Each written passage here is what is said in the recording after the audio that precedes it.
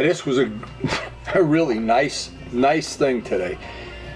We went to pick up Luciano's new Ducati, which is in the foreground here, the 916 from Jim, and I got to visit his shop. I shouldn't say shop, it's an amazing shop.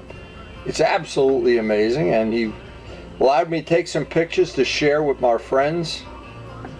Notice what a nice floor he's got, in case he wants to play checkers, I guess.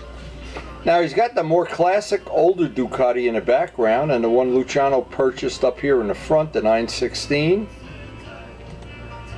And here's a couple of pictures of the older Ducati, of which I'm not real super familiar with any of these, but this one is really in nice shape, super nice shape.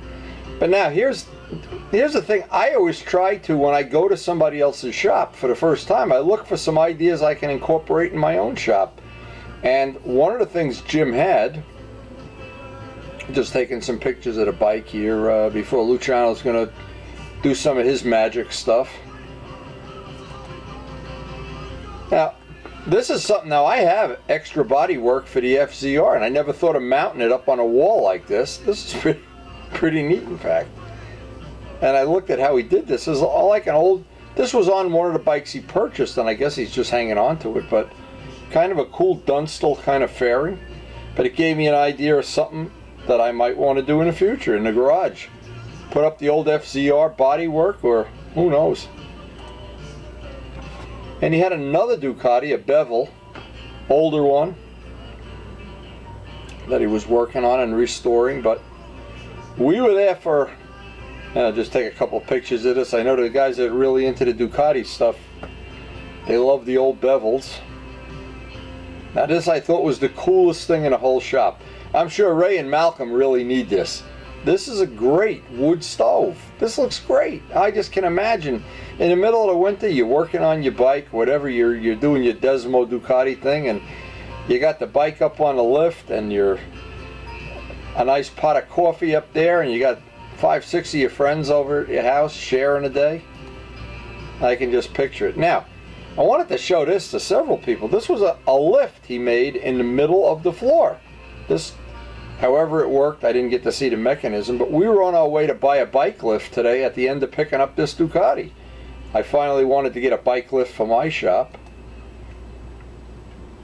Something I've been putting off for a while. Now, this is one thing, and again, all the tools and cans of stuff are organized nice, and it's really a nice shop. This is really a nice place.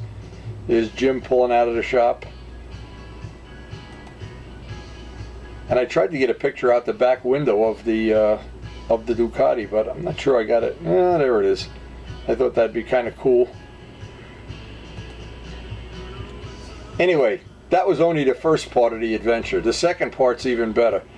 We get to the circle and Larry's riding his bike. Now Larry, of course, just lost the lower part of the fairing. So we were surprised to see he got the bike back, because he painted some of those parts by my house.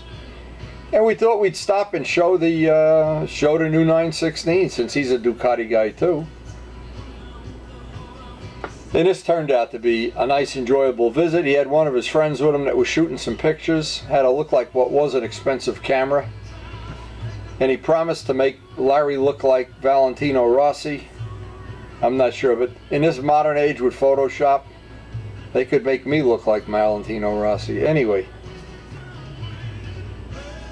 one of the things we found out is when Larry, by the way, this is a dead goose up here, up in the left-hand corner. There's a goose somebody whacked. And when Larry bought these tires, and I don't remember if they're Dunlops or what, but they're real track bike tires. And he said he doesn't even have a lot of miles on it yet, and certainly no time, and they were worn. And so, Luciano's trying to convince him to go with Michelin Pilot powers. Maybe they'll last a little longer, but anyway, that's one of the nice things about, when a lot of guys have Ducatis or sport bikes or whatever, or whatever their interest is, and you can share some ideas. Now, I never get sick of taking pictures of these bikes. I don't know why. Now, this is his friend who, I guess when you have that kind of camera, you're a professional, or else you got a lot of money and you don't know what to do with it, or I'm not sure you need a helmet when you take a picture. See, this might be overkill. It wasn't overkill for that goose, though. All part of another story. But anyway, we get back to Luciano's, and now the adventure begins, and this was a real adventure. We unloaded the Ducati, and it's off to Harbor Freight. And I've been waiting. I had spoken to Ray and to Pokey and Jose and all of the guys that have these bike lifts. And this is the way they come. The box is really a piano crate. Getting rid of the piano crate is as much work as putting a thing together, because it's basically put together. So I showed Luciano what this means. I said, this is my end. And then, you know, it's carefully marked. It weighs 350 pounds. And this is your end, Luciano. So I wanted to make sure, because he might not understand how that works. Anyway, so we spent the rest of the afternoon disassembling this crate. This was a lot of work. Everything's bubble wrapped and wrapped in plastic. We drank a gallon of iced tea. And then once we got the heavy lifting done and we got the thing out on the driveway, from this point on I didn't need Luciano's help. There was no point keeping him there. He wanted to go home and work on his Ducati, so the answer is I had Karen bring me out some more iced tea, and I decided that since there's not a lot of assembly here, the probably an hour of putting little pieces on and the things to hold the straps and stuff. The big thing is, because we basically have Tim's bike in-house now, and I don't know when he's going to take it back, if ever. Maybe he's going to leave it here forever, I don't know. But we wanted to make sure that we could get the other bikes in and out. And it starts looking, when you put this together, it's a big piece of equipment. The good news is you can very easily move it around. It's on wheels, and once you put the things that hold it from moving, once you put them down, I tried over the rug. I was trying to see if it was going to get wobbly over the rug. It didn't. It was solid as a rock, so I thought, that's going to work in my favor. And the vise that holds the front tire on. Now again, there's a lot of options. You can use straps. You can, as a safety, which I do from time to time, is just safety it by putting a come-along around the triple trees.